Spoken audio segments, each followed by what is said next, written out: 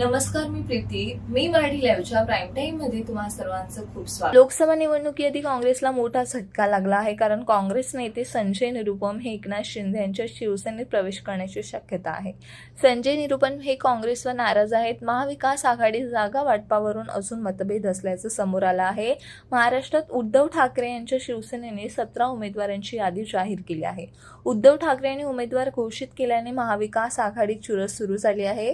काँग्रेस नेते संजय निरुपम यांनी पक्षाला अल्टिमेटम दिला आहे. काँग्रेसच्या नेत्यांनी देखील उद्धव ठाकरे यांनी उमेदवार जाहीर केल्याने नाराजी व्यक्त केली आहे. मध्य रेल्वे मार्गावरील दिवा कोपर स्थानक दरम्यान रोकड ट्रेनच्या गर्दीमुळे दरवाजात उभे राहून प्रवास करणाऱ्या एका 25 वर्षीय पोलीस कर्मचाऱ्याचा खाली पडून जागीच मृत्यू झाल्याची घटना घडली आहे. ही घटना बुधवारी सकाळच्या सुमारास कोपर रेल्वे स्थानकाजवळ घडली आहे. रोहित रमेश किळसे असे रेल्वे गाडीतून पडलेल्या पोलीस कर्मचाऱ्यांचे नाव असून तो मुंबई पोलीस दलात असलेल्या ताडदेव येथील सशस्त्र पोलीस मुख्यालयात कार्यरत होता. काही दिवसांपूर्वी निवडणूक आयोगाने देशातील लोकसभा निवडणुकांच्या तारखांची घोषणा केली. देशभरात एकूण 60 टप्प्यांमध्ये मतदान पार पडणार असून 4 जून रोजी मतमोजणी होऊन अंतिम निकाल जाहीर होईल. पहिल्या टप्प्याचे मतदान 19 एप्रिल रोजी होणार आहे, तर 26 एप्रिल रोजी दुसऱ्या टप्प्यातील मतदान होईल. दुसऱ्या टप्प्यात 13 राज्यात 89 जागांसाठी मतदान पार पडणार आहे. या टप्प्यांसाठी 28 मार्च रोजी अधिसूचना जारी केली जाईल. 4 एप्रिल पर्यंत उमेदवारी अर्ज दाखल करता येणार आहे.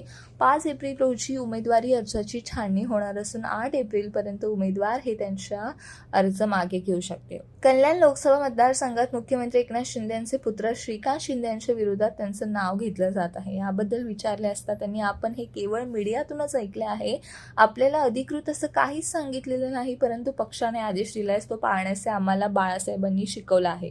त्यामुळे उद्धव ठाकरे जो आदेश देतील तो पाळला जाईल, असंही केदार दिघे यांनी सांगितले आहे. ठाणे लोकसभा मतदारसंघातून महायुतीने अद्याप कोणाचं नाव जाहीर केले नाही, तर कल्याण लोकसभेसाठी महायुती आणि महाविकास आघाडी दोन्हीकडून कोणाचंही नाव जाहीर करण्यात आलेले नाही.